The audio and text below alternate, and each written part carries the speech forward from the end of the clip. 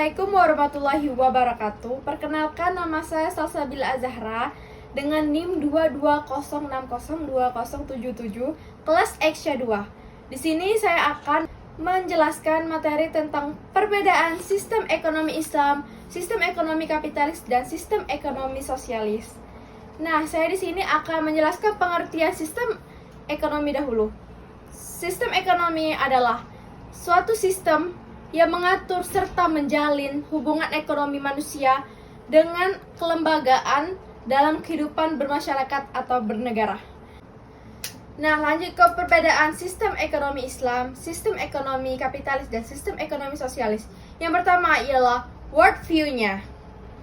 Nah, untuk sistem ekonomi Islam, worldview-nya ialah mempercayai adanya hari akhir. Jadi mereka itu dalam pelaku ekonomi, mereka mencari ekonomi ialah untuk memenuhi kebutuhan, tidak untuk hal lain. Untuk ekonomi kapitalis, mereka worldview-nya ialah sekularisme atau materialisme. Sekularisme adalah ekonomi dengan agama itu dipisahkan, tidak bisa dicampur adukan. Selanjutnya untuk ekonomi sosialis ialah worldview-nya menganut paham sekularisme sama seperti sistem ekonomi kapitalis.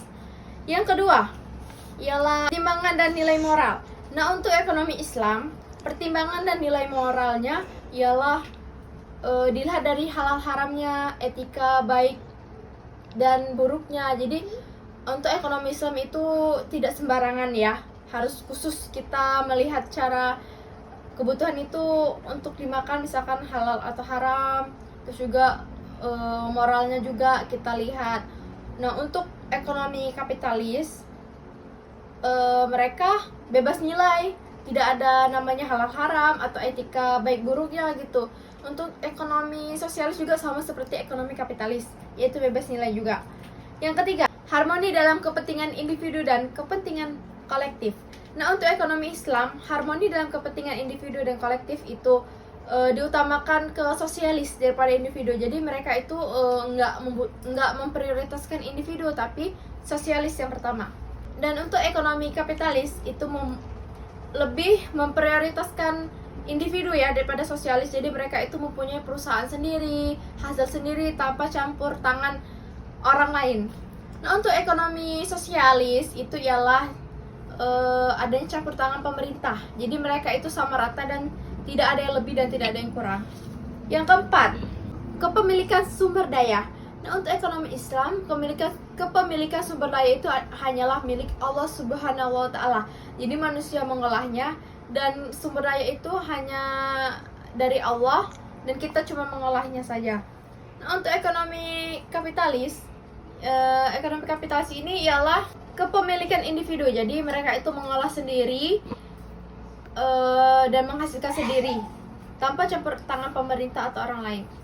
Nah, untuk ekonomi sosialis itu ialah punya pemerintah ya. Jadi dari pemerintah dan mengolahnya itu ialah masyarakat. Kelima, intervensi pemerintah. Nah, kalau untuk ekonomi Islam ini intervensi pemerintahnya itu ada yang campur tangan pemerintah sama enggak. Jadi kalau mereka ada suatu problem di dalam pasar tersebut yang membutuhkan campur tangan pemerintah. Tapi kalau tidak ada problem apapun, ia tidak membutuhkan pemerintah. Jadi netral gitu. Nah, kalau untuk ekonomi kapitalis itu tidak ada campur tangan pemerintah sama sekalipun, karena semuanya kepemilikan individu.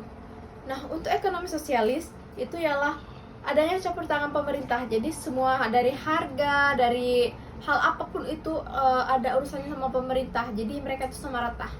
Penjelasan tentang ekonomi. Terdapat 5 macam bentuk kelembagaan yang dapat membedakan antara satu sistem ekonomi dengan sistem ekonomi lainnya ialah 1. Hak atas kepemilikan. 2. Proses atau mekanisme pengambilan keputusan. 3. Antara pasar dan terencana. 4. Mekanisme intensif dalam mengatur tujuan dan mendorong manusianya untuk meraih tujuan tersebut. 5. Prosedur dalam menentukan pilihan yang bersifat publik.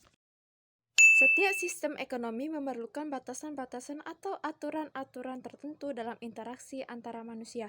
Inilah yang disebut sebagai rules of behavior. Seperangkat aturan perilaku mempengaruhi bagaimana sistem ekonomi berkembang. Berbeda dengan sistem kapitalisme dan sosialisme yang menjadikan logika sebagai sumber utama penyusunan aturan. Al-Quran dan hadis menjadi sumber utama. Demikian halnya ijma serta qiyas para ahli atau ulama yang telah dibangun secara terus-menerus selama 1400 tahun. Terakhir, untuk merespon perubahan zaman dan situasi kehidupan yang dihadapi oleh seluruh muslim di dunia. Perbedaan landasan aturan atau nilai dapat menghasilkan sistem ekonomi yang berbeda. Bahkan, ekonomi Islam juga mempunyai interpretasi yang berbeda terkait tujuan akhir dari sebuah sistem ekonomi.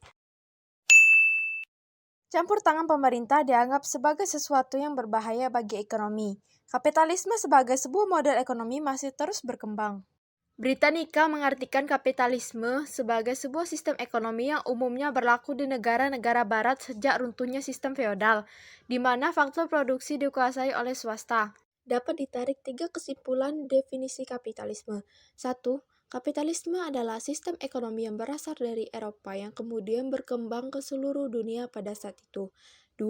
Kapitalisme berkaitan dengan kepemilikan faktor produksi, di mana sumber dayanya dimiliki dan dikelola oleh individu masyarakat. 3. Mekanisme pasar adalah hal esensial dalam produksi dan distribusi.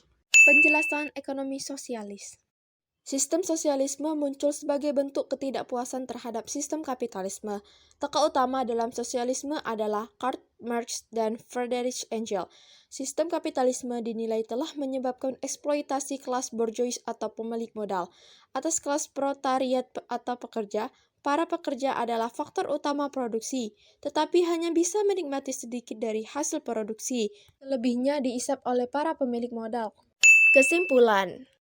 Jadi intinya untuk sistem ekonomi Islam lebih mengarah pada Tuhan yang bertujuan untuk falah dan maqasid syariah.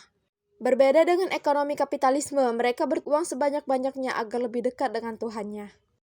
Nah, untuk ekonomi sosialisme mengarah pada kesamarataan, yaitu tidak ada yang kaya maupun miskin. Semua diatur oleh pemerintah.